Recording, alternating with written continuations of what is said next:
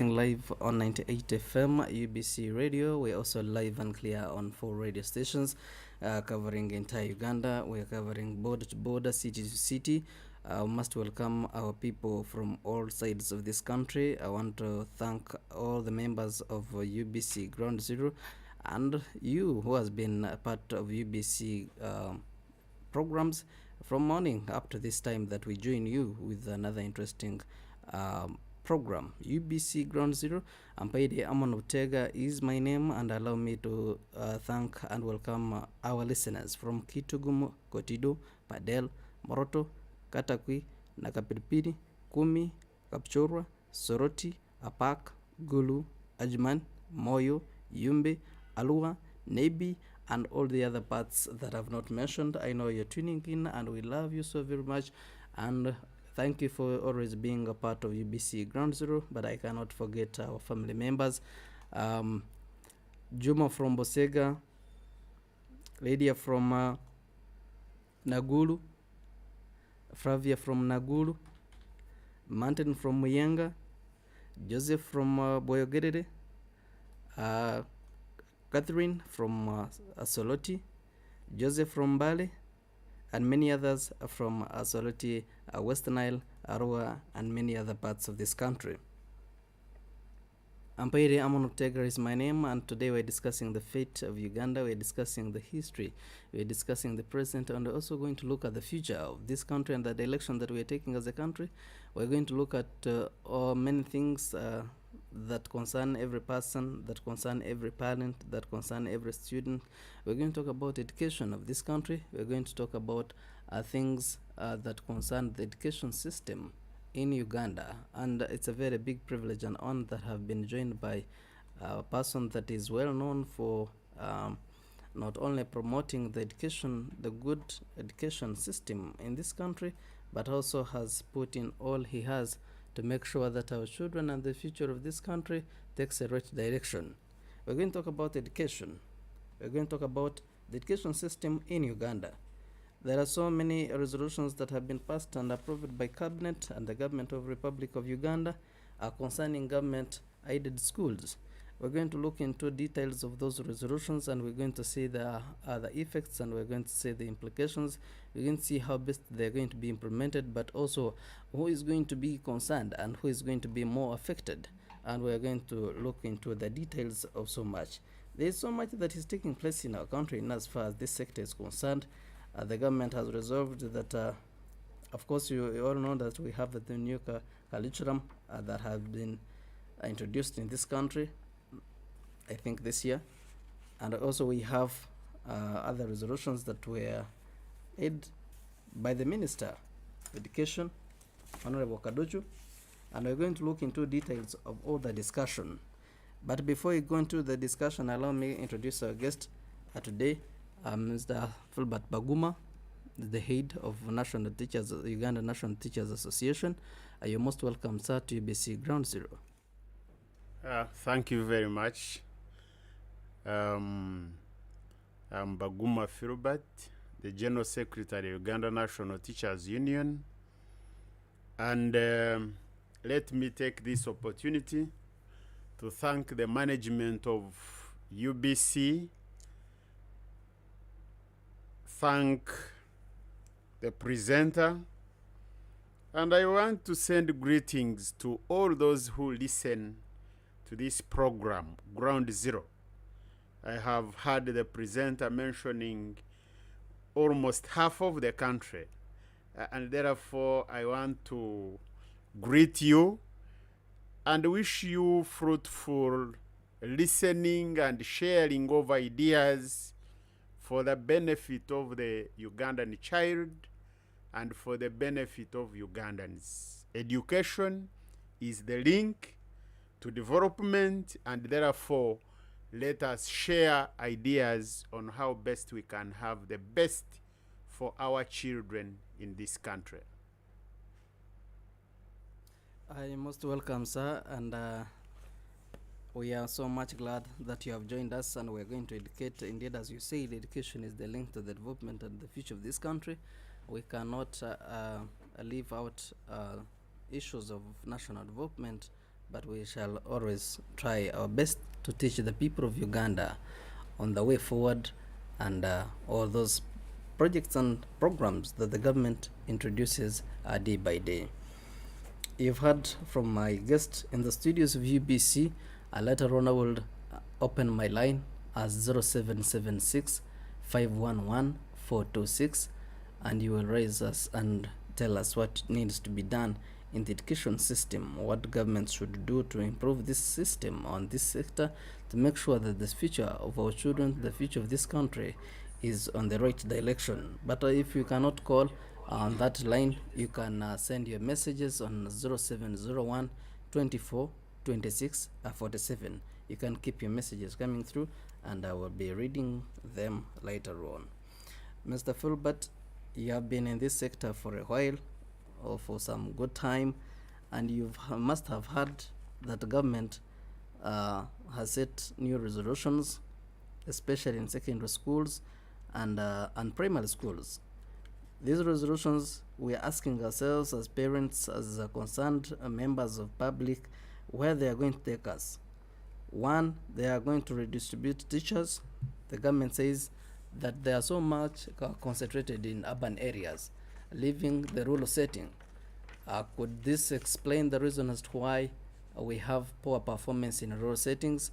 But before we go into that, someone would love to know what you do in the union and what is your responsibility.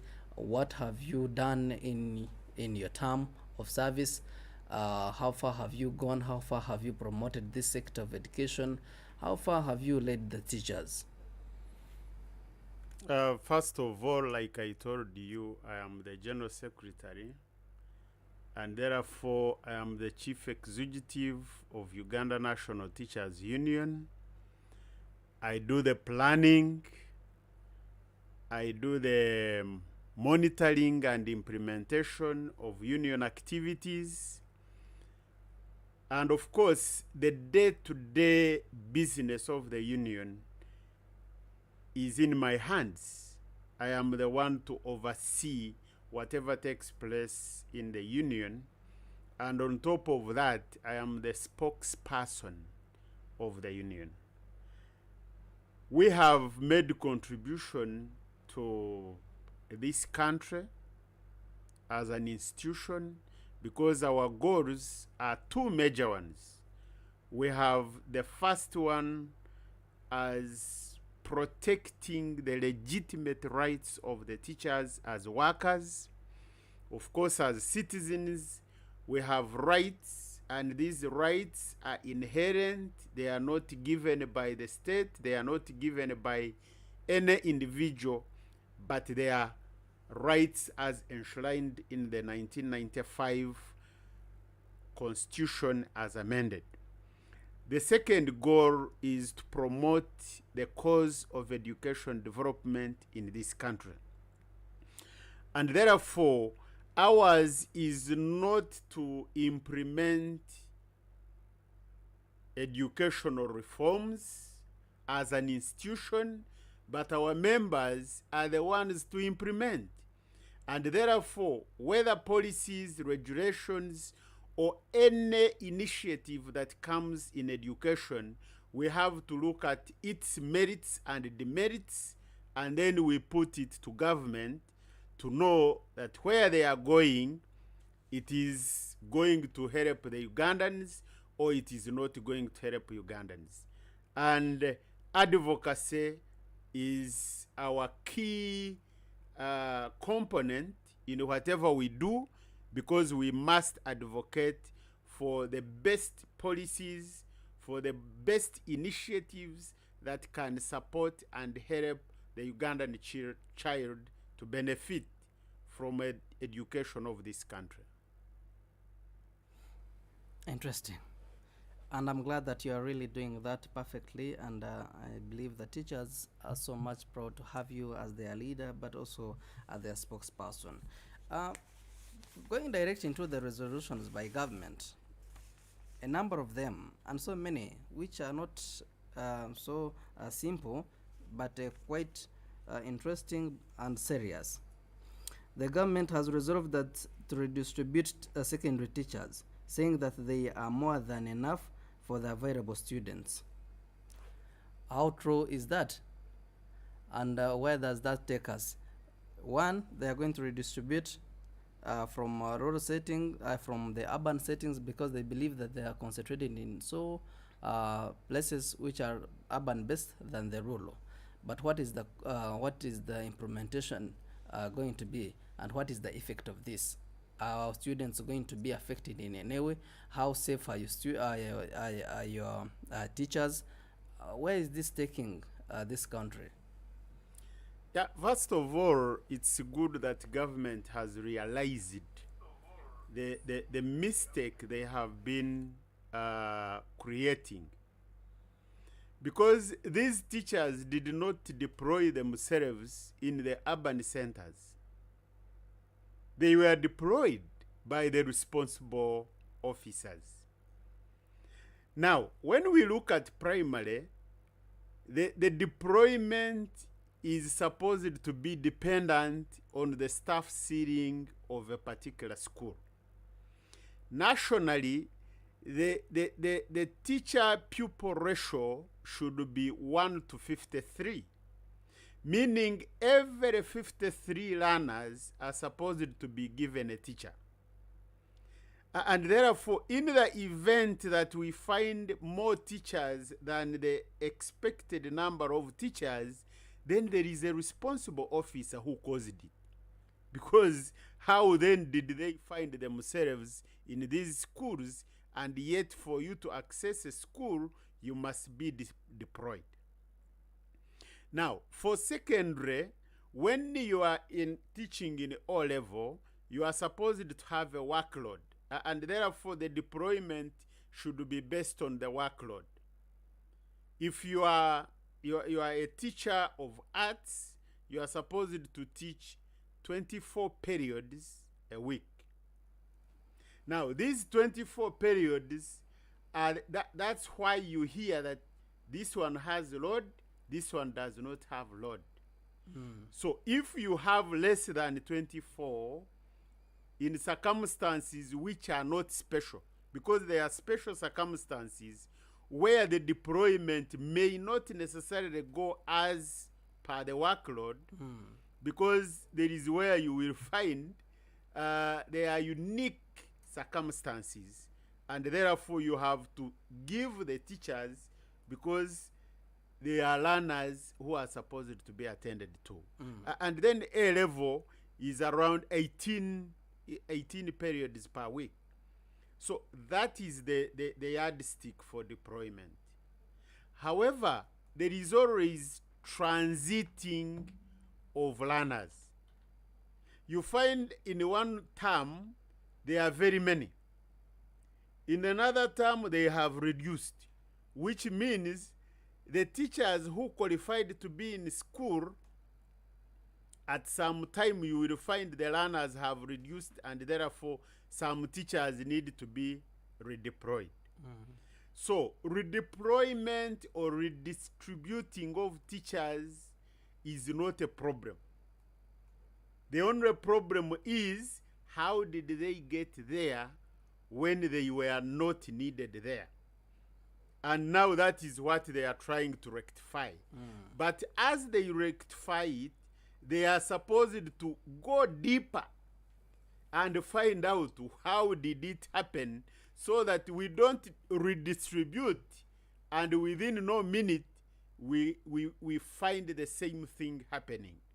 Because every learner needs a teacher, and therefore the teachers need to be where the learners are and give a service as required.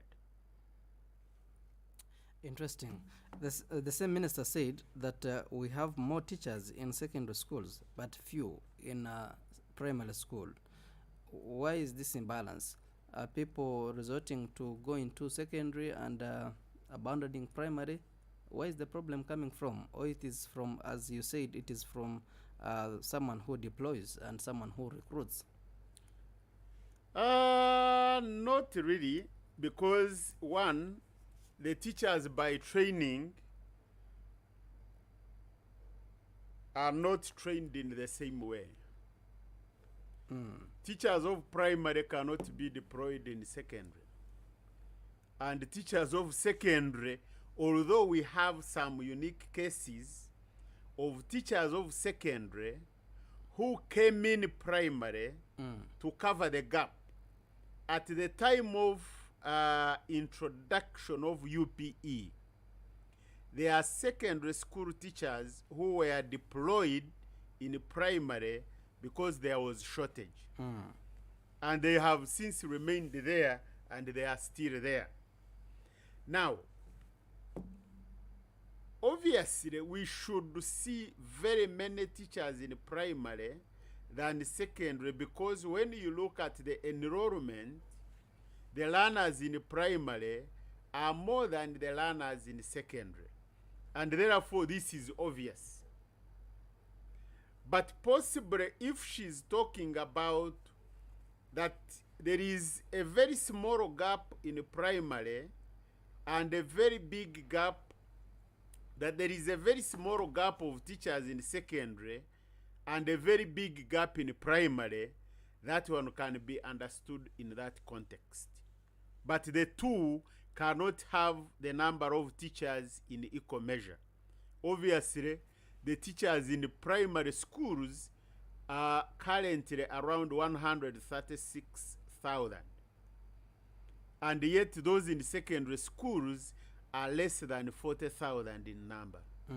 Because even when you go to a given district, you will find you have very many primary schools and maybe about 5 secondary schools or 3 secondary schools. And in some districts, you may find 1. So that is obvious. The teachers in primary have to be more than the teachers in secondary. How can we solve the problem of, is it on the distribution performance? Is it about, because we have seen poor performances in rural settings and better performances in urban centers, yet we are having the same set of teachers? Yes, having a teacher is one. And having a conducive learning environment is another. Because one would think So that perhaps if you have the teachers, but the teachers are not facilitated and not supported to do their work, obviously you will have equality in terms of the number of teachers, but you are not fair, because if you go to urban centers, you will find electricity. And therefore, if they are going to the laboratory, you will find they have electricity to use. How about the one from the rural of the rural, where there is no electricity, there is no solar? How will they compete with these? If you go to these urban schools, you will find the parents making contributions towards the education of their children. When you go to the rural setup, there is nothing. And therefore, there are so many other issues other than having the teachers in a school that support the performance of the school and the learners as well. So where teachers are ill-equipped, ill-facilitated, not supported, obviously you cannot expect their performance to be similar to those who are supported, who are facilitated to do the work.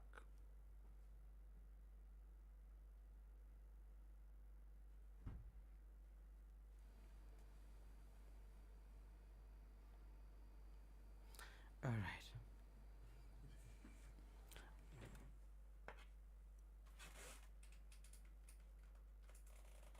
Interesting. Thank you, Philbert. We've been joined by Godfrey. So you're most welcome to UBC Ground Zero. You may greet our dear listener and start from there.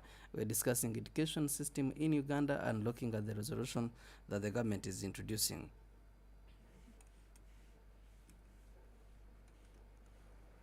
Good morning, listeners. And Philbert, nice to see you. Nice to see you after a very long time.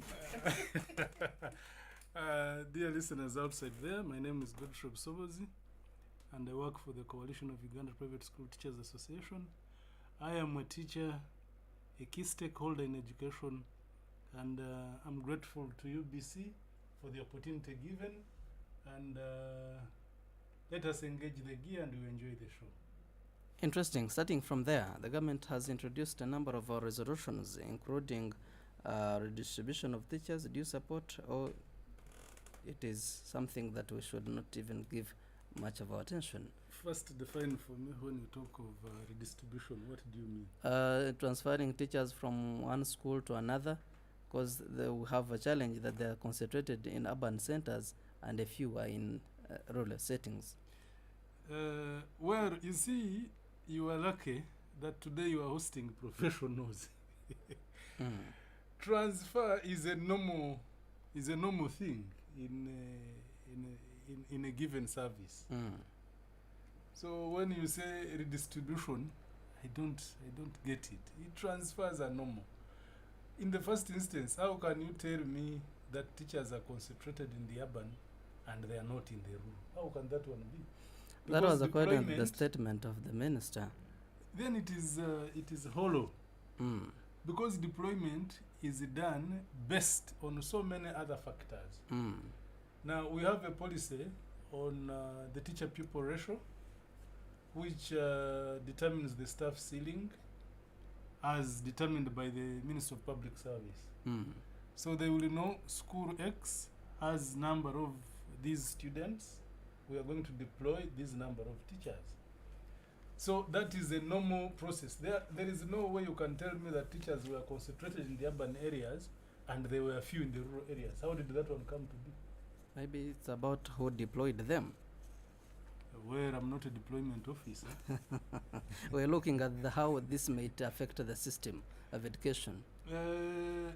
Really, that cannot affect the system of education per se. Because if things are done the way how they should be done, there should be no cause for alarm. If teachers are concentrated in the urban centers, then that means even the numbers within the urban centers of the people who go to school are also many. If there are fewer in the rural centers, then it should also be commensurate with the number of students who go to that school within the rural setup. So that is normal deployment. Yes. We have few in primary. What is the standard ratio of students to teach to pupils, teachers to pupils? The teacher-pupil ratio, I think, is the last time I checked. For primary? Professional, it should be 1 to 40. For the government of Uganda, they give 1 to 55. But now it is 1 to 60. I think Philbert has the current figure. The official one is 1 to 53. For both secondary, because you had mentioned that in secondary, does it also cut across to primary? Yes, because teaching is teaching. The number of learners a teacher should be in position to hold remains the same. Okay. What changes is the age factor.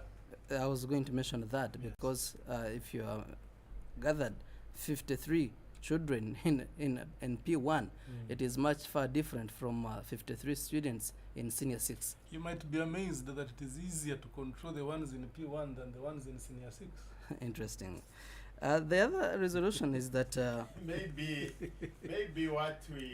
what we need to clarify is that the staff ceiling of primary is based on the number of learners in the classroom.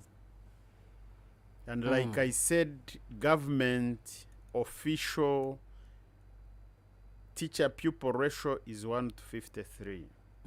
But when it comes to secondary or level, because they specialize in the teaching subjects, then the number of teachers is based on the workload the teachers have within a given school.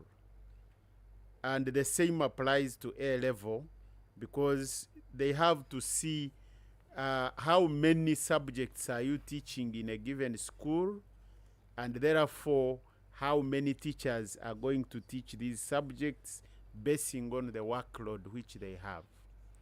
And the same applies to A level, where O level is 24 and 22, while A level is 18 and 16. That is the arts and sciences respectively. However, what is official is not official across board. We cannot say one size fits all. Right now, as we talk, the people of West Nile who are hearing us, listening to us, we have teachers who are manning a class of 400 learners in primary one. For 2 subjects or more. All subjects. And therefore, it becomes a little bit ridiculous for you to expect results from this teacher who is handling 400 learners. The teacher has no space even to turn in a given room, and then you are expecting that this teacher will also produce results like a teacher who is manning only 30 learners in a given class. Yes. The other thing I wanted to ask you, Philbert, you know, government is now prioritizing science subjects, but also Honorable Kaduchu said that there is a problem of inadequate teachers, especially for science subjects. You find that there is only one mathematics teacher or one science teacher. How best can we solve that problem? Then how do we have a shortage of teachers of science when government is implementing compulsory teaching of science? For years now, government has been in that system. So what is the problem? You see, when we become reactionary, we don't get things right. And when you talk about things without going deeper, then you will misinform the country. By the way, it is very difficult to get a teacher of English than a teacher of mathematics. Anybody who wants to get interested in that should go on the ground in the field and see. So we cannot say we are having sciences compulsory and then we again say we don't have teachers of science. There are teachers who are not deployed, and yet there are vacancies in schools. So I think what we need is to address the challenges as they are. Have we advertised and we have not gotten teachers to apply, so that we make a conclusion that the teachers of science are not there? But I need to remind Philbert, within the primary sector, there is no specialization of subjects. We don't have specialists in primary, except people choose and they say, I'm more stronger in this subject than I am in this subject. Otherwise, a primary school teacher is supposed to be an all-round teacher. Mathematics? He's supposed to teach English, all subjects. SST? Yes, all subjects. Because at the grade 3 level, you graduate as a primary school teacher and not a subject specialist. You only become a specialist when you upgrade and get a diploma level, then you get 2 teachable subjects. But even still, when you go back to teach in the primary school, you are meant to teach all the subjects, including infant up to primary 7. So when you hear us do advocacy, challenging the president on the teachers of science versus scientists' pay, we talk from a professional point of view. Because there is science taught in the nursery school, and yet this nursery school teacher is not being paid as a scientist. And it is at the secondary level where teachers of science are being paid as scientists. We have had this debate over time. And when Dr. Kaduchu says we have a shortage of science teachers, then we need also to contextualize this and understand what exactly did she mean. Because when you talk about shortage of science teachers, what are you referring to? Are we looking at the secondary school level? Are we looking at the primary school level? Are we looking at the post-secondary school level? So where is the shortage and what exactly does it entail? So which subjects are lacking that teachers are not there?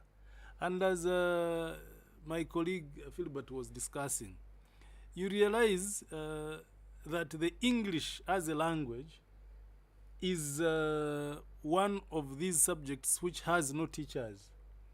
No wonder of late our English language has greatly changed. So we are speaking a language similar to English as opposed to speaking English at the time.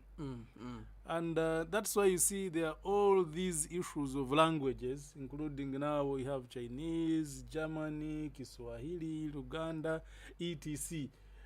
So as we go along, you realize that the problems of the teaching fraternity is quite a cocktail which we need to sieve and discuss these things in context if we are going to address issues of improvement, issues of quality, issues of excellence. We need to have a context in which we discuss this and we bring it out. But this firefighting will not give us the results. I can guarantee you on that. Oh, sure. But as also professionals, do you believe or have you realized that this country needs more of sciences than arts? Where, what is your take on that? It depends on what you call a science. Because you cannot have a science without an art. That is obvious. I'll give you an example. I have challenged people here. If you are going to teach science, in which language are you going to use when you are teaching this science? It is English. Now, when you write mathematics and you are writing the symbols, the figure 1 and figure 2, figure 1, this right is an art. Now, when you do the calculation of the equation, it is a science.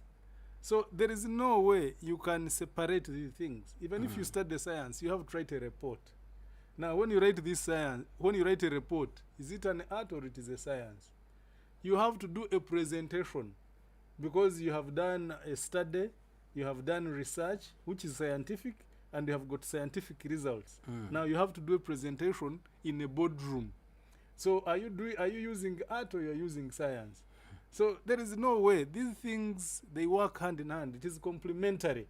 You can't separate them completely. And that's why we are saying, if it were possible, the powers that be, if they would listen, we would leave the teachers to remain the way they are, because we are all teachers. And these subjects complement each other. And then the scientists, because now those are specialists, they would be handled as scientists. But the teachers, they are teachers of science subjects, and we have teachers of art subjects. And there are those subjects which do not belong to science, and nor do they belong to art, but they are subjects being taught. So how do we categorize that? It is not an art, it is not a science. It is a science art. I'll give you an example. Fine art. Is fine art a science or it is an art subject? It is an art. Now, you see. So if I draw a picture of a frog being sliced, and I'm going to use that to conduct a science lesson. So, and the one who drew it was an artist, but I'm using this picture to teach a science subject. So will now art subject still be an art subject? No, it will be science. So that is interesting. Philbert, what is your take on science, the government prioritizing science subjects? You see, you can have a very good idea of something that you need to prepare, but the moment you package it wrongly, you will get wrong results. I want to tell you that the strategy we are using for promotion of science in the country will not give us results because we are firefighting. I want to give you an example. When His Excellency the President was giving presidential address during COVID-19, he was assuring Ugandans that the scientists are about to come up with a vaccine. Just recently, a few days ago, when the professors went to the Committee of Parliament, they were saying there is nothing like that a vaccine takes more than 15 years, which means our president is being fed on lies.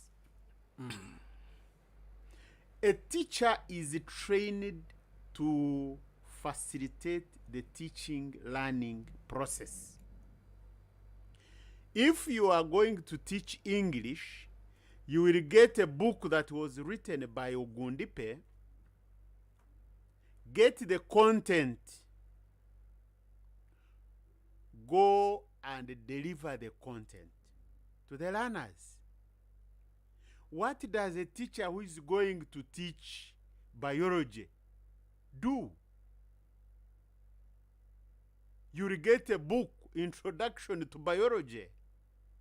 Get content from there. Take it to the learners. What makes the difference? And therefore, without going here and there, globally, science has a definition, and a scientist has a definition. Therefore, we only need to know what we want as a country. We want science. We want technology. But how do you get it? Do you get it by minimizing other subjects? Supposing those who teach humanities decided to say, okay, we are not needed at this point in time, how would you now teach science? And therefore, if you say science is now recognized at secondary, where do those who go to senior one come from? Who handles them?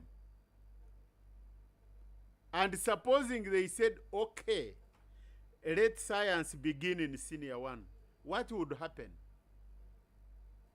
And therefore, we need to get back, like the Christians say, we need to go back where we seen it from, begin from there, and get the strategy clearer.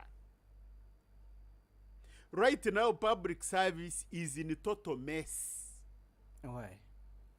Because of the distortions that have been created of science, arts, humanities.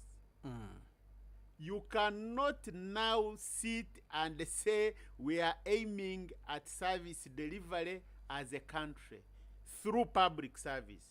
Forget it.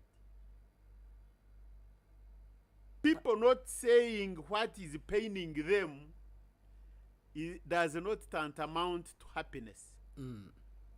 And actually, the government should be appreciating for some of us who come out to say, look, there is a problem here. There are so many people who are keeping quiet and things are not moving. And we shall waste a lot of resources without results. And therefore, the best way the government can do is to listen to the stakeholders, is to listen with an intent of listening. But if the government has to say, we are a government, you must listen, then they should forget they are going to put a lot of funds to waste and we shall have no results. But are you not bothered about the professionals that every day get out of our universities and who later on become unemployed because they lack the basic skills? Are you not bothered of us having engineers work on our roads coming from other countries? Are you not bothered about Ugandans going abroad for treatment because we don't have better doctors here?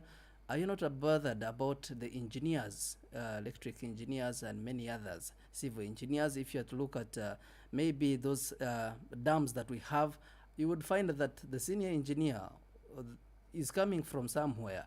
And if government was prioritizing that, I thought we are going to solve that challenge. Are you aware that Ugandans are expatriates outside Uganda? In which field? Are you aware that people fly from here to South Africa and only to they find themselves waiting for a consultant who is coming from Uganda? And therefore, we are not saying that we don't have engineers because we were not promoting science. That is not the case. I told you, unless we get to know the challenge which we have, we cannot solve it. The challenge which we have is not the absence of engineers. We have engineers who are not working here. Why are they not working here? We have a number of doctors who are in their private clinics. So when we say we are promoting science and we get the counterparts in arts and humanities and demoralize them, and they don't support those who are in the science field, then we shall not get the results we expect from this other side, because they are complementary. If you are in a factory, if you are in an industry, you need human resource officers, you need administrators, and these are not going to be scientists. So how do you balance the two? So the question is, how do we balance the two and move in the right direction that will give us results at the end of the day? All right. Godfrey. Yes. Also, the minister, in his statement, Dr. Joyce Kaduchu, said that they are putting more resources in government schools, both primary and secondary, so that people or students can be able to study with no hindrance. Is this the only hindrance that was affecting the performance of schools? What is your expectation in this? If government puts more resources, what are we expecting? You are talking to somebody who has been at this game for ages, for decades now. I have done no any other job apart from being an educationist throughout my lifetime. Now, resources, what do you mean when you talk about resources? Is it money? Is it the scholastic materials? Is it the human resource? What is this definition did our good Honorable Minister refer to? Of course, you started with the teachers, that is human resource. Now they are put finances. Let us face it. Today, government is offering 17,000 shillings per child per year in primary. 17. Which is about 6,000 shillings per term. And that money is broken down into 4 in the budget. They give percentages. Co-curricular activities, which includes music, dance, and drama, games, and sports. Meetings, scholastic materials, which means chalk, paper, blah, blah, blah, blah, all that. Now, it pays a teacher around 460,000 shillings, which is gross for the primary school teacher. That's where I'm going to concentrate most, because that's where the gist of the matter lies. Now, and you are saying you are going to put in more resources. What exactly do you mean? We are still lacking classrooms as a country. We have shortage of classrooms. They are not enough. We don't have enough teachers because we now have the human resource migration from the classroom to something else. You need to interest yourself and get a scientific study to find out from COVID. I'm just giving you the recent statistics. from the time we were hit by COVID until today, how many teachers have left the teaching profession and how many have joined? You will be amazed. Because people are getting frustrated and they are no longer enjoying the teaching profession because of this haphazard management across board. Now, if I'm going to speak very candidly, because this is a national radio, teachers in the primary school are complaining because they are confusion. There is confusion. They are confused. They are being bombarded with every time everything new. I have used that English on purpose. Every time everything new. When you wake up today, they tell you we are going to upgrade and the teacher has to have a degree. Me, I set up my program. When I finish senior 4, I will go and become a teacher for primary. I get married and I retire. I set my agenda and I have finished. Now you are saying you have to have a degree. As you are there, you see now teaching has changed. You have to have this innovation. You have to have this innovation. You have to have the other innovation. So consequently, you create confusion because there are so many reforms which are taking place and they are all occurring at the same time. So when the minister refers to resources, we need to understand what exactly do you mean when you talk about resources? Even the capitation grant, which I have told you of the 17,000 shillings, does not reach school in time. The payment of salaries is not being paid on time. I have received phone calls as I was coming here today, just this morning for this program. Some district teachers have not been paid for the past 2 months. It is last week when they paid February. Others, that's when they paid January. Now we are wondering, what is the problem? When you talk about putting their resources, why don't we first solve the problem at hand? Because there is the issue of inspection. The Education Standards Agency is underfunded and it is understaffed. The manpower which is supposed to implement the inspection of these schools is understaffed and it is underfunded. So there is nobody who is ready to do what they call support supervision for purposes of systematic implementation of these government programs, which are very good. But when it comes to implementation, it becomes a mess. So unless I'm convinced that the resources have been clearly defined, after a thorough study has been done, knowing that in the primary school, we have a shortfall of such and such a number of teachers, we have advertised. How many have responded to the advert? And how many have we recruited? Then we shall be able to go. As Philbert has told you, public service has vacancies, but these vacancies are not filled in. And do you know why? We don't have the money. Where has the money come from all of a sudden?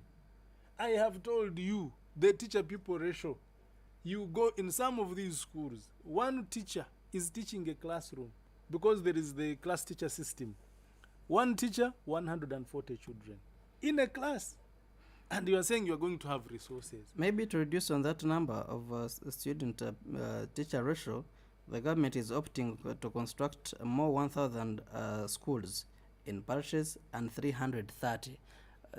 Will that solve that big number and big load from teachers? Yes, it would. It would solve. However, we need to find out first. You see, when Karamoja was being introduced in the mainstream formal education, we had a program called ABEC, Alternative Basic Education for Karamoja. What we used to do at the time, we would follow the Karamojong to where they are. We would create a school in the grazing land so that this child is able to study as he's watching at his cows. That's interesting. And it yielded results. I have had projects where latrines have been constructed and the Karamojongo don't go into them. They have turned them into stores in these markets. Now, you see, when you are going to do an intervention, you are talking of increasing classrooms at parishes. Have you carried out a study that in parish X, we need this number of classrooms? The projection of students who will attend the school will be running at this rate, or you are just going to put there because there is political pressure that you want a classroom in such and such an area, or you want to increase the number of classrooms here and there. So we need really to be very, very, very serious when we are talking public management, such that we all benefit out of this, because education is a public good. Now, our public education is slowly and steadily dwindling at the expense of the private schools. I'm constrained to say this, but I will say it. I don't know what the word conflict of interest means in this country called Uganda. The managers of education at the public level are the managers of education in the private sector where I come from. You are a DEO, a district education officer. You are an inspector of schools.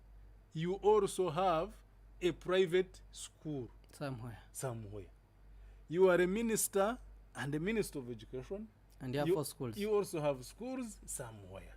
And you are a policy maker. And you are a policy maker. Now, how do you balance these intricacies? And policy implement. How do you implement these policies? For whose gain do I serve? You see, there is we need to contextualize these things and we understand it. Because what are we up to? If you are going to give education as a public service, let us be clear and systematic, and we make sure that our public education is for the public.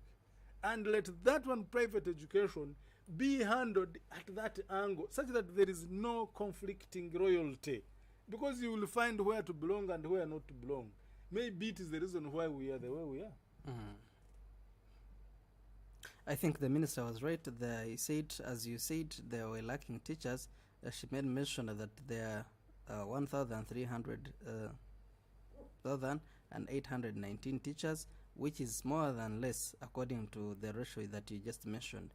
I believe they will be working on that to recruit more teachers. Philbert, Yes. the performance of government. Godfrey has given us his opinion on he seems to be frustrated about government distribution, government facilitation, and allocation of resources. Could this be the reason as to why we're having poor performances in government schools compared to private schools? But also taking into consideration that there are some government schools which are performing much better. What is the imbalance? Now, first of all, what informed cabinet on these decisions? One, there is a fear about school dropout, and which is a fact, because the completion rate at primary is 32%. Now the question is, where is the 68%? Who accounts for it? What forces the 68% out of the school system? Possibly, in their wisdom, they discovered that paying of money in schools is forcing the learners to get out of school. But will that solve the problem and give us 95% of completion? We are yet to see that. And therefore, we need to look at what are the challenges that exist in our education system and how can we address these challenges. We have the question of resources. Resources can be financial, resources can be human. How are the teachers? Are the teachers happy? Are they happy? Are they facilitated? Are they supported to do the work? And if they are not, then how do we expect to get performance from where we have starved the sector? You can put in place the classrooms. You can put in place measures to pay for the learners. But where are these schools located? Do we have houses for teachers where they can sleep? What intervention are you making for the hard to reach, hard to stay, hard to teach? All those are issues. Therefore, let us look at what is the problem at hand. What do we need to do to address it? If we address it partially, we shall have the status quo remaining. When we are saying there is a divide in terms of performance, let us imagine you have a learner in primary under UPE who is getting less than 80 shillings a day.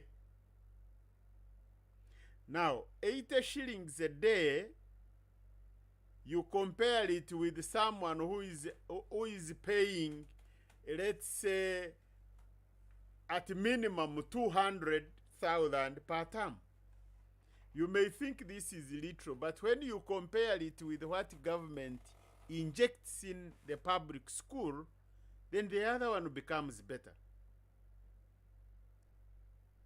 And therefore, we need to address this. Where you find there are 7 classrooms and you have 5 teachers, do you expect results to come from there?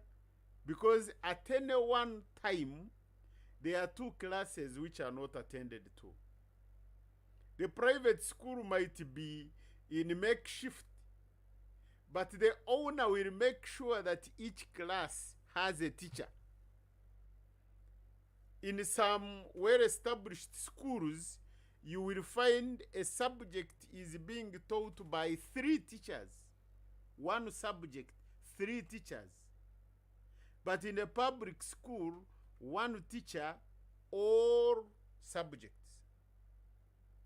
Now, how do you expect to compare these at the end of the day? I have told you, you will find a teacher of primary 1 in front of 300 learners.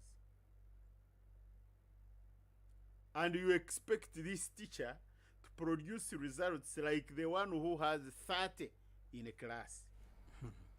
Now, there are so many issues that need to be addressed so that when we address them holistically, then we know we have addressed the challenge and we know we have put this to rest. Otherwise, we shall have classrooms, we shall have teachers put there, but when we don't address other underlying factors, the story will remain the same, and that will be unfortunate. All right. Interesting. This is UBC Ground Zero. We're broadcasting live on 4 radio stations. We are live on UBC Red on 98 FM in covering Kampala and all other parts of this country. We are live and clear on Butebo FM covering eastern parts of this country. We are live and clear on Western Nile FM covering Western Nile sub-region, actually sub-region, Alango sub-region, and parts of Karamoja. We are also live and clear on Magic 100 FM covering the central parts of this country. And this is UBC Ground Zero. We are discussing implementing newly introduced resolutions in government-aided schools. And in the studios of UBC, I have Philbert Baguma, is the Secretary General, coming from Uganda National Teachers Union. And also I have Godfrey Sovozi is the national chairman, Coalition of Uganda Private Schools Teachers Association and Unions. Ampairi Amon Butega is my name, and we are having a good talk on the education system in this country, and it is our responsibility as the citizens to make sure that the direction that we are taking as a country is taking us to a better future. I'm going to open my lines 776-511-426, and you'll tell us what needs to be done in order to promote the education system in Uganda. But also you can send your messages on 0701 24 26 47. I am seeing your message, Benjamin. I am seeing your message, Isaac from Bale. You can keep your messages coming through. I'll be reading them later on. Before I go for a very short break, gentlemen, I would love to engage you in another serious resolution passed by the cabinet, which Dr. Kaduchu mentioned of. They have warned teachers not to send students back home for not having uniforms. And the minister said that it is the responsibility of parents to make or buy uniforms for their children. And parents to provide uniforms for their children, it is their concern, and it should not be compulsory for a child to be forced out of school because of uniform. What is the consequence this may take? Am I not going to see some Christmas tree in our classrooms because everyone would be putting on what they really like to put on, since the government has made this resolution? Let me start with you, Godfrey. Now, this is a very, very big challenge for us as a country, and we need to be very serious. We cannot run the affairs of the state haphazardly. We need, first of all, to define what do we want as a country. If students are meant to be in school and they are supposed to put on uniform, then let it be so. If we are saying schools are free to dress the way they want, then let it be so. Because we cannot be neither nor. We need to be serious on these matters. We either choose to have school uniform or people to dress the way they want. That is one. Then the other area, you need to go back in history and find out, why do school-going children put on uniform? There are majorly 3 reasons as to why. One is identity. Because this child is easily identified. A uniform is an identifier. You are able to know that this child is a school-going child to school A, school B, school C, school D. That is identification. Number 2 is the issue of smartness, appearance. Because somebody who is going to school should be decently dressed. You are all uniformed in dressing. You have tucked in. If it is a belt, the belt has been tied. Smartness has to be seen. Then the third point is security. You see, because of the uniform, these children get secure. Even a wrongdoer finds it a burden to cause harm to this uniformed child. If you are going to do defilement and you are taking this young girl in a lodge and the girl is in uniform, the lodge manager will say, no, you have brought a child. You have brought a school child here. We cannot allow. Let me call the police. That is why. Don't cause me problems. Don't cause me problems. That's why these uniforms were introduced majorly for those 3 reasons. And that's why schools have these uniforms. However, the politician is saying it is a responsibility of the parent to buy the uniform. So the children should not be sent home because they have not put on uniform. Fair enough. So let it be clear that school uniforms are not. Let people dress the way they want. And then we shall know it is okay. But as long as there are those 3 reasons as to why we have the uniform, then it should be there. And then I'm also wondering, Where is this notion of baptizing people poor coming from? Who has said that our people are poor? And by the way, who is rich? Who has ever accepted that he's rich or she's rich? Everybody says I'm poor. How would you define this? Why are our people being forced to be poor? Poor parents, poor parents, poor parents. Who has said so? Let us look at the poverty index. What is the percentage of Ugandans who are below the poverty line? And why do you produce children who you cannot look after? And what is the role of government when it comes to provision of education? And what is the role of the parent when it comes to a child going to school? Godfrey, are you not bothered about how schools are charging uniforms these days? 320, 270. One needs to have 3 or 6 pairs of school uniform, sports uniform, school uniform, and so many others. Of course, and it is bothering. If you don't pay for such... I'm going to answer you straight away. It is bothering and it is bothersome. However, we need to be clear and categorical. Look at what the government did. They have put the school fees at 460 minimum. And they have put maximum at 1.6 billion. Yes. For secondary. Now, for secondary, you are paying a primary school teacher 460,000 shillings. And you are putting the cap for secondary at 1.6. When will this teacher, who has 2 children in secondary school, pay that school fees? And you are the very same government who is saying that the school fees is very costly. Are you sincere? So we need to analyze these things and we understand them so that we know exactly what are we up to. Otherwise, I'm getting a bit skeptical. All right. Philbert, are you not bothered that a child would miss his or her exam because of missing a school uniform? And don't you think it is the right thing for government to say, let us protect our children as long as they are studying? What comes on their bodies is not concerning what comes into their head. First of all, I want us to remove politics from education. Because the moment we start planning to appease people so that they look at us as good when we are actually not helping them, it will be disastrous.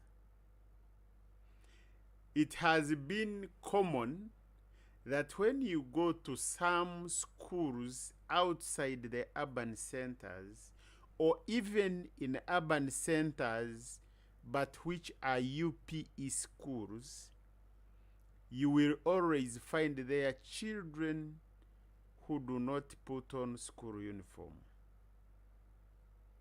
Some will be putting on uniform, others will not be putting on uniform because that is their level. You talk about shoes, some are putting on these plastic shoes and all sorts of shoes. Now, when the government comes to say, don't send away children for uniform, whom are they referring to? Because already in most UPE schools, uniform is not for everyone. There are those who don't have it. And that has been a challenge because it exposes these learners to what Mr. Busobozi was talking about.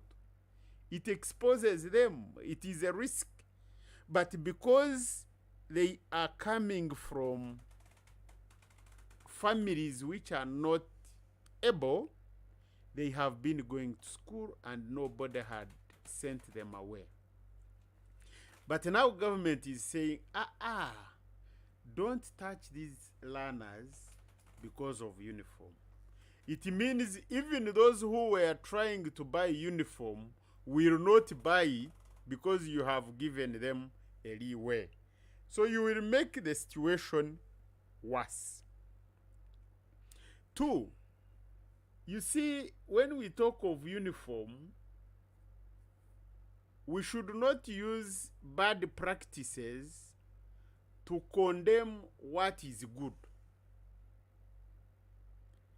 If a school is overcharging uniform, let us look at that and address that. But again, you cannot have uniform where everyone goes to the market and buys the color. Whether you talk of any color, there are shades of this color. So if you let them buy from wherever they come across the color you have told them, they will come with different shades. It will not be uniform. And we all know when you go for any color, you will always find different shades of the color. So we should address the overcharging of school uniform by schools, but not saying no more supplying of school uniform in schools. 2, like I have told you, government pays less than 80 shillings per day to a child under UPE, which is not adding to 20,000 in a year. Now it has come out to say, if you are a private school, primary, day, don't pay more than 650,000. Now, I want you to compare 650 and 20,000. For you, you are paying 20,000 for a year. The other one, you are saying pay not more than 650, which will be 1.9 in a year.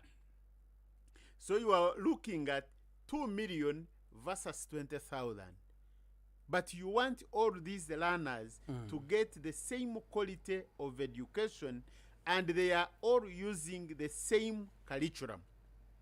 And therefore, I want us to look at these things squarely without putting emotions, and look at what should be done and why.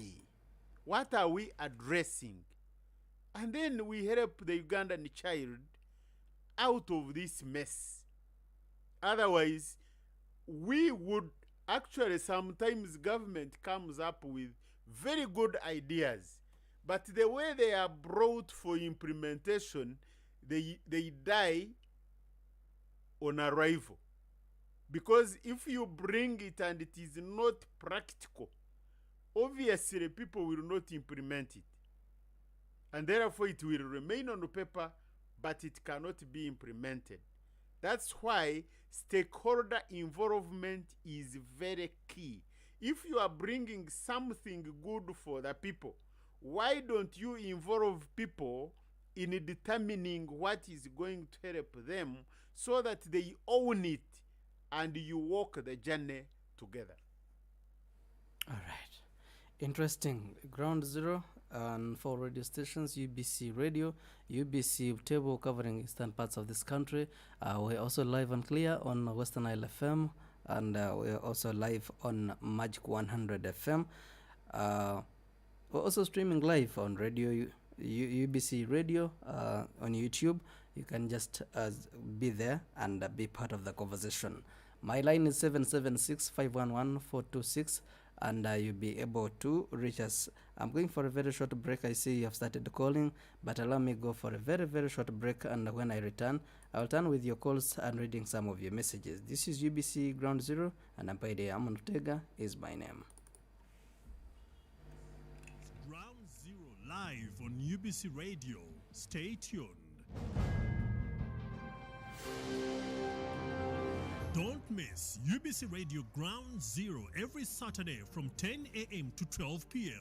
We host credible and relevant guests to discuss pertinent issues of national importance aimed at addressing people's concerns. UBC Radio Ground Zero, right here on UBC Radio. Tune in to Ground Zero on UBC Radio. We discuss politics. The money we collect as taxes in the country we lose it in corruption. Economics, The four economic sectors where there are jobs and wealth are commercial agriculture, industries, services, and ICT. education, The classes which will not need an abridged curriculum are the entry-level classes of P1, Senior 1, and Senior 5. culture and religion,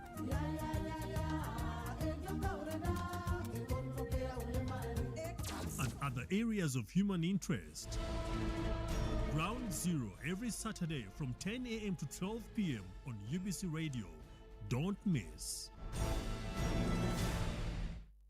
We are always live every Saturday from 10 to 12 p.m. on 4 radio stations.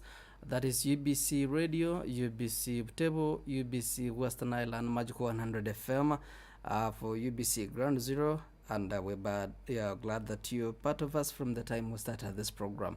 In the studios is UBC. I am privileged to have Philbert Baguma, is the Secretary General, coming from Uganda National Teachers Union. And also we have Godfrey Sobozi, is the National Chairman, Coalition of Uganda Private School Teachers Association and Union. And we are talking about implementing newly introduced resolutions in government-aided schools. And Nampaire Amanoptega is my name. 776-511-426. UBC. Good morning, Papa. How are you? Very good morning to you. I'm glad that you're part of us. Good morning to our distinguished guests at their capacity, and good morning to Uganda all. Education. Education has been a pillar towards the achievement of the success of everyone who is willing to study, because not everyone goes to school. But today, with the impunity, the leadership, politically, we don't see much from education. The teachers' welfares are always in the bracket. And now some of the teachers who teaches the mathematics may say that body mass first, body mass history. But the government, political leaders fail to remove that body bracket. Usage of media. By, let me say example, the president himself is good at bringing people information, like picking science teachers to be his priority. Without knowing him himself, when he was at school, he was not all that about science, but only that climatic changes, and we keep changing. This is global. So how are we going to adapt? For me, this time around, teachers, they need to be considered the fundamental unity, fundamental institution, whereby everybody who is today is vocalist, who can pass information, came via them. I too, I came via them. You too is listening right now. At least you have had, if you have never attended the meeting. Okay?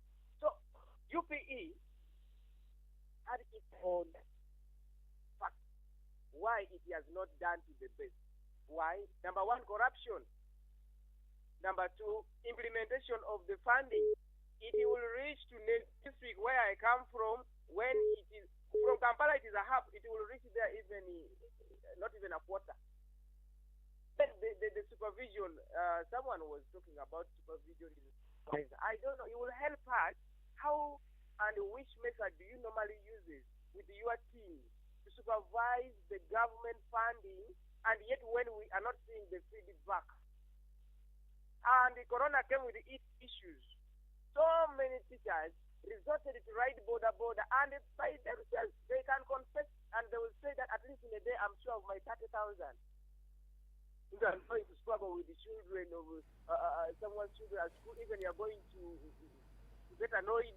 Okay. And mind you, it is your own problem. You are going to train someone's child to death, and we have been seeing this scenario. All right. Teachers are trained and children are dying. Your way forward. In summary, government, before they bring information over the media, let them engage the stakeholders within that institution of education. Let them gather the minister and the rest CEO And infrastructure for Amon, I forgot it, is infrastructures which link children to school. How can government really perform such that our children should not reach school at late hours? Like raining season, others are going to get it hard to cross the other side of the river, and it is a challenge. So let them also work hand in hand with the school administrators, infrastructure for our children. Let them study at a safer environment. I thank everybody who is listening and everyone at All right. Amen. Happy fasting. Juma is a ground zero from Bosega, and we're glad that you're part of UBC Ground Zero today. UBC? UBC? No. You're live and clear. Yes, good morning. A very good morning to you. Your name and where are you calling us from? This is Opio from Tireka. Opio from? Opio from Tireka. All right. There is something I want to ask. Please. Those people from the studio. Was saying, when you take your child to school, why teachers asking for the cement or like a spring broom? Actually, cement, and you pick like 280. What is the use of the government, UPE, to pay the children?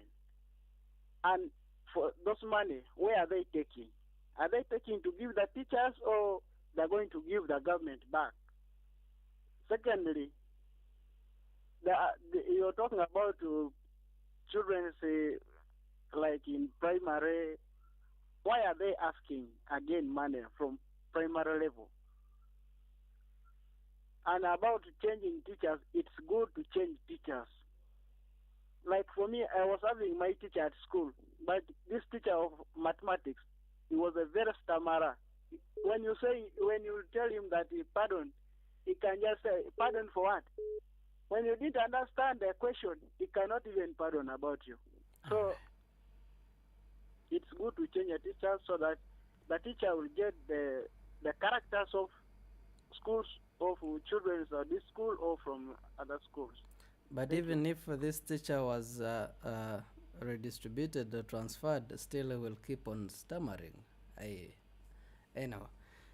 776 511 426 is the number that you can call and raise your issues, and happen to address them. You're live and clear on UBC. UBC.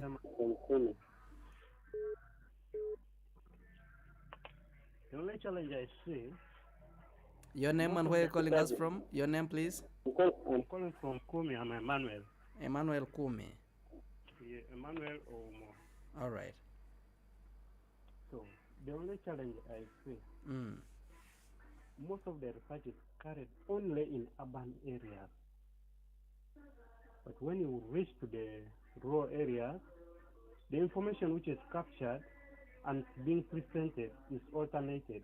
They don't bring the reality. In fact, in rural areas, the welfare of teachers is poor. Science school have something like 10 teachers, but there's only one house constructed by the government having only 2 rooms. Where can all those teachers really reside?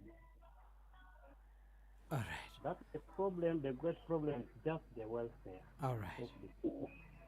Thank you, Manuel. 776-511-426 is the number that you can call and raise your issue. UBC. UBC. Yes, please. Hello. Your name and where are you calling us from? I'm calling Wanyitwa Wilfred. I'm calling from Sironko district, Eastern Uganda. Mr. Waguma, good morning. Good morning, sir. Thank you for the program. You are welcome. I'm a teacher by profession. I'm going to speak on a practical note. First of all, I want to look at the issue of science and art education in Uganda. I want to supplement or add on what you have actually given the nation, that the science and other subjects coexist. They all act as pillars to the other, one another. Uganda, in its own making and being a state in Africa, does not have the guts of producing complete scientists. We only have implementers who can look at the books of the scientists of long ago and enlighten on the upcoming generation of Uganda. So to begin paying, as they have done, the discrepancy of paying more money to the science as the government has put, is in itself a factor demoralizing the fraternity.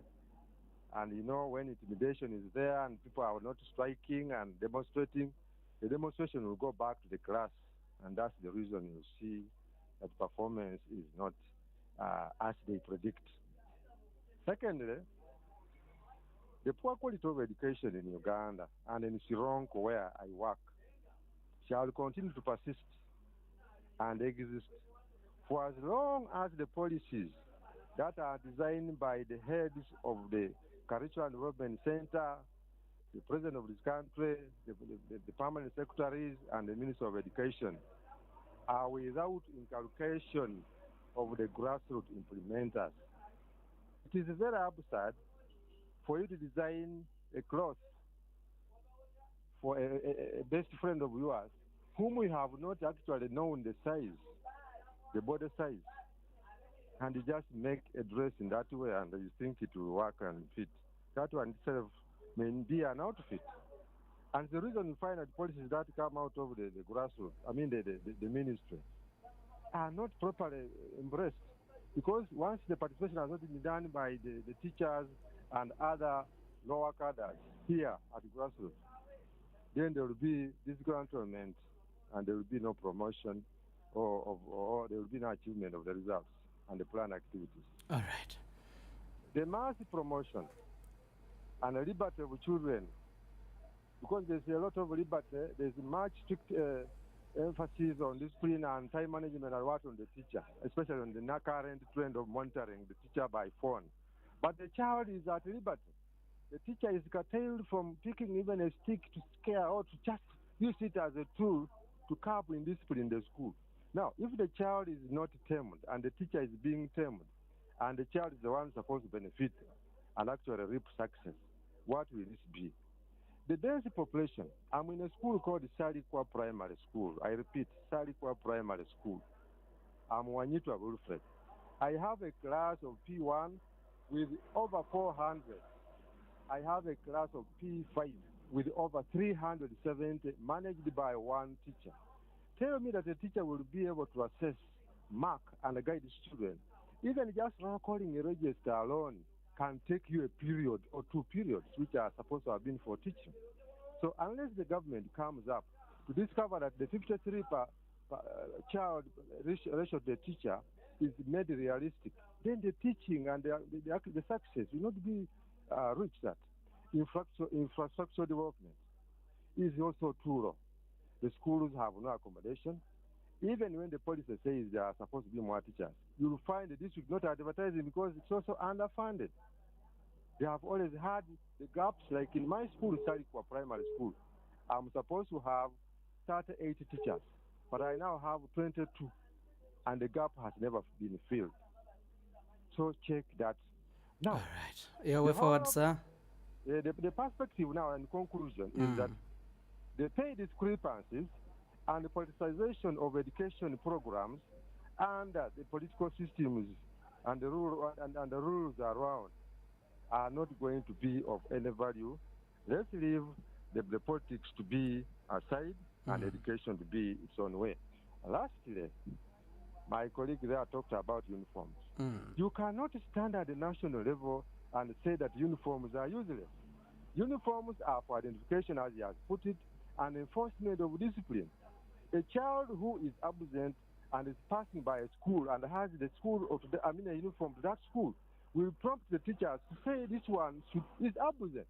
Or a child who has just got an accident in his school uniform will be taken with due concern than a child who is just moving around, because we have street children and we have school children. All right. We must have the difference between a street child and a school child by simply having them dressed in uniform. Thank you, sir. Kindly, Mr. Baguma, thank you very much. I'm listening, but this is the reality, and I want you to deliberate, and probably the concerned officers can also maybe come up to know that there are grassroots implementers whom we shall be Thank you. contacting before such arrangements is made. I remain Wilfred Wanyitwa. Thank you, sir. Okay. And greetings to the people of Sorongo. Thank you very much. A number of Ugandans are raising their concerns about the topic of the day and such pertinent issues coming. UBC Ground Zero. Okay. Good afternoon, sir. A very good morning. You are talking to Teacher James from Udaka. Your name again? Teacher James from Udaka. James from Budaka. I'm happy to hear Mr. Baguma. Okay. My question to him, okay, the one who is now fighting for teachers, at least for salary and harassment. How far is that issue is, so you should also address that to know. Okay. All right. Yeah. Thank you, sir. You're welcome. Oh, UBC Radio, UBC Butebo, UBC Western Nile, and Magic 100 FM. We're talking about implementing newly introduced resolutions in government-aided schools. These are still proposals, and a few have been implemented or are soon to be implemented. And allow me, our time is not really on our side, and we still have a lot to discuss. Allow me get one more caller. If time allows, we shall have more calls and read your messages. UBC.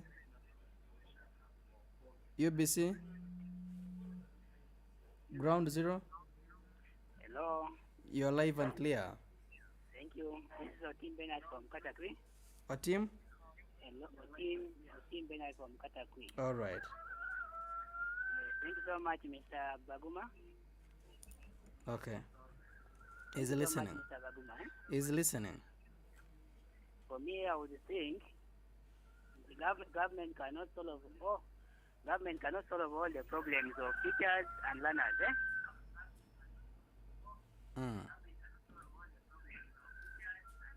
Now, what you would request is if the government would privatize that institution, it would perform better. All right.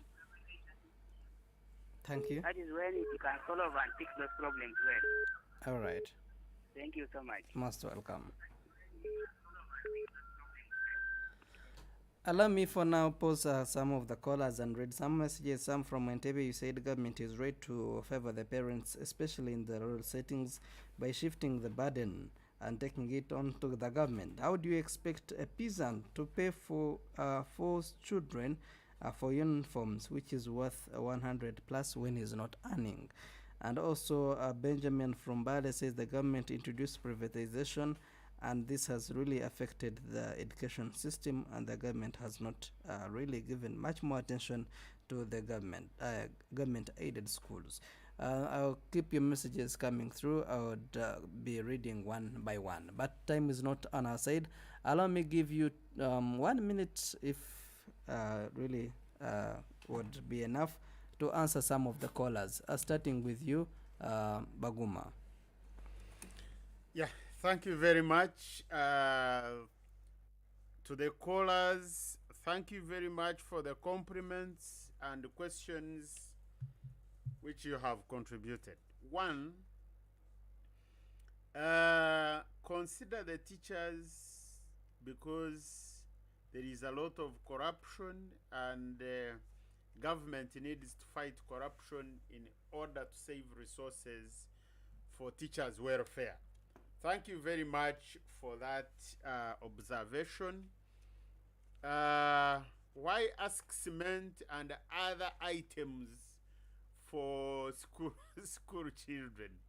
I want to believe this parent is talking about private schools, because I don't think in UPE and USE schools the administrators are asking for cement and other items. If they do, then it should only come when the parents have sat and have decided on some of these items. Why ask for money in UPE and USE schools? We have told you that in a UPE school, government pays less than 80 shillings a day, which translates to less than 20,000 a year. So, is this money enough to educate a child in primary? If you answer that question, then it will answer you why money is being asked in these UPE and USE schools. If government commits to increasing the money in UPE and USE schools, that will be the pride of every Ugandan, provided the money as promised comes and in time. Then the head teachers will not ask parents and guardians to pay any money. Good to transfer teachers. Teachers are transferable, and therefore nobody should dance that government has come up to say we are going to transfer teachers. Teachers are transferable. It has been there and it will continue to be there because you are taught to teach, not taught to teach a particular school. Welfare of teachers is poor. Research is normally done in urban areas and they leave out the rural areas. And this gentleman was indicating that the welfare of teachers should be looked into, and that is the prayer of everyone. All right. The gentleman who called from Chalikwa Primary School has ably told you what I was saying. A P5 class of 370 pupils being manned by one person. Do you expect results from this teacher? How do you teach 370 pupils in 40 minutes and then mark 370 books and then you expect results? All right. And someone asked how far is salary increase? This is a journey that we are on. It is not yet clear. We have written to government. We are waiting for their feedback. All right. Someone said government should privatize. What should they privatize? I want to tell Ugandans that it is the responsibility of government and the parents to educate children. And that is what is in the Constitution of the Republic of Uganda. Therefore, government cannot run away from its responsibility. It must make sure that in collaboration with the parents, it has a duty to educate the children of this country. Interesting. Really, time is not on our side, and I thank you, Baguma, for addressing the people's concerns. Unless Godfrey had something to add on, but I wanted to ask different two aspects, and then, but you can. I want to thank Juma, the callers. Okay. Juma, Opio, the head teacher, Emmanuel of Kumi, Wanyito of Sironko, then teacher James. Thank you for listening in, and indeed your concerns. This is what we have been debating since morning. Now you can go on and we proceed to the next. Interesting. We have two issues that I wanted also to address before we end this program. One is about feeding. The government has resolved that schools will not be preparing meals at school. Let every parent take care of their children, and so they have gone back to packing food from home.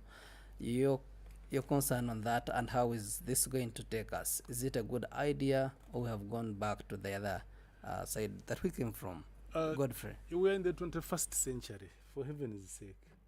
And we are talking about schools and education. Of a government, an NRM government, moreover, to which I subscribe. Yes, During our times, we used to pack lunch and we would put food in the leaves, wrap it up, go and eat at school. Those who couldn't afford, they would starve the whole day, or we could eat jackfruit, fene. However, we are in the 21st century. We need to do things as of today. There are schools which do provide lunch as provided for by the parents.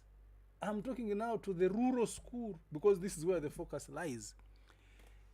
Which family are you talking of today compared to the family of the 60s? We have to live in reality. People don't have what to eat at home. And the parents are not even there at home. They live together with the children as they go to fend for themselves, and they lock the house. And they are aware that this child will be able to survive at school because we sat in a meeting and agreed we shall be offering food while at school.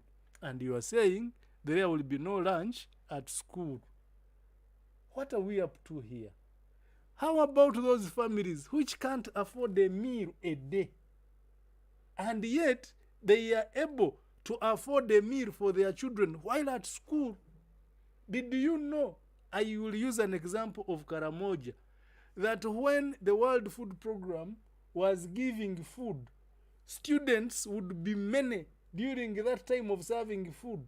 And after the food has been served, the numbers would dwindle. Okay. All right. So really, some of these things have to be contextualized.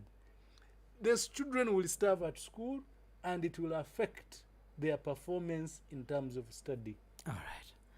Philbert Baguma, the government has resolved that no boarding. If you are to go into boarding, then you have to make an arrangement with the school, and also the district leadership has to be involved. Where this taking the system of education, especially in government-aided schools? I want to believe that possibly, because these have not been communicated officially, I want to believe there are still proposals. That these are not decisions of cabinet. And if they are decisions of cabinet, that there is no boarding section in public schools, that all food must come from home and no school should prepare meals at school, I want to believe that there is a fundamental problem if those are decisions. Like I say, I don't think cabinet sat and came to those decisions for the good of the schools and the children. Because if you say every child must carry food from home, then that means you are sending them away from school. Because it simply means if you don't have packed food, don't come to school. Because the parents, the Education Act gives the parents the mandate to sit and come up with things they think can help them. And once they decide, then the parents go on and implement them. And therefore, I want to believe that in the 21st century, you cannot sit and say everyone must eat cold food. How about those who will fall sick because of cold food and will not study the afternoon sessions? Then you will have caused the stampede in the schools. Boarding schools, why are boarding schools there? And if you are banning it from public schools, are you allowing it in private schools? I think education remains education. There is no private citizen or children, whether in public or private, are Ugandan children, and therefore whatever is decided on education must be cutting across. And we expect to see the decisions that come to be people-centered. The stakeholders should take part and should be involved in deciding which direction to take, what do they want to see in schools, so that we all own whatever is going to take place, and we enjoy, our children enjoy the school setup, and we see every school going child in school and completing school. All right. Gentlemen, our time is really done, and I would love or ask you to give your concluding remarks. Let me start with you, Godfrey. Thank you so much, dear listeners, and thank you so much, staff and management of UBC, for the opportunity offered. As we discuss matters of education, we need to be very serious. Dear parents outside there who is listening to me this morning, ensure that your child attends school. It is your responsibility to have your child go to school. This child does not belong to anyone else. It is your child. See to it that your child goes to school, and use the available environment to have your child attain the necessary education.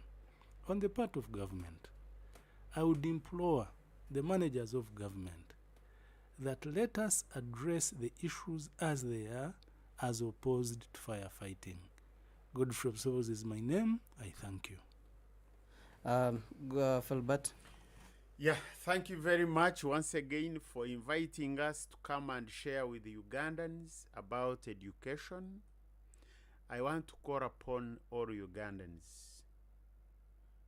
to love their country and make sure that every school-going child is in school and not on the streets and not doing work. Parents and guardians, the only thing you can live with your child is education. And therefore, government must know that for any development in this country to take place, we must make sure we have quality education. Uganda is a signatory to Sustainable Development Goals, and Sustainable Development number 4, C, specifically talks about the type of education we are supposed to offer. And this is all inclusive, that equitable and quality education that promotes lifelong learning. And therefore, in whatever decisions we make, we must be targeting to fit into that sustainable development goal. And I want to implore government to always engage and consult all stakeholders before coming up with decisions, because if you have something good for me, it is only fair that I take part in developing it, so that I own it, and at the end of the day, we see a better Uganda. We need, even when we are talking about resources, our resource number 1, our field commander, our implementer is the teacher. We cannot talk about education without looking at the teacher, and therefore, in whatever they are thinking, they must make sure the teacher is at the center stage, and then we shall have the education we all long to see. I remain Baguma Philbert, General Secretary, Uganda National Teachers Union. I remain at your service. I thank you, gentlemen, for sparing time to come and inspire and educate and also transform the people of Uganda, especially in things concerning the education system of this country, because I believe that this country belongs to all of us, and the future that we're all looking up to depends on what we do today. And I must thank all the listeners from the time we started this broadcast until now that we have to end it. I want to thank all the callers: Juma from Busega, Opio from Chereka, Emmanuel from Kumi, Wanyitwa from Soronko, James from Bodaka, and our team from Katakwi, and many others that have not received your calls because of time. We really apologize, and I believe and I promise that next time, if we get enough time, we'll be picking all your calls. And I want to thank all you that sent your messages especially Benjamin and also Samuel from Entebbe. We've been discussing the proposals that the government is trying to implement new resolutions and government-aided schools. These were addressed by Dr. Joyce Moriko Kadichu when addressing media. And if all goes well, we're likely to have these resolutions being implemented in government-aided schools. And in the studios of UBC, it was a very big privilege and honor to have Godfrey Sobozi, is the chairman, national chairman, Coalition of Uganda Private School Teachers Association and Unions, and also Philbert Baguma is the Secretary General coming from Uganda National Teachers Union. Until next time, next time, same stations, same program, same day, and different topics. I remain Empire Amon Ortega, and for God and my country, allow me to sign out. To Ground Zero on UBC Radio, we discuss politics. The money we collect as taxes in the country, we lose it in corruption. Economics. The 4 economic sectors where their jobs and wealth are: commercial agriculture, industries, services, and ICT. Education. The classes which will not need an abridged curriculum are the entry-level classes of P1, Senior 1, and Senior 5. Culture and religion.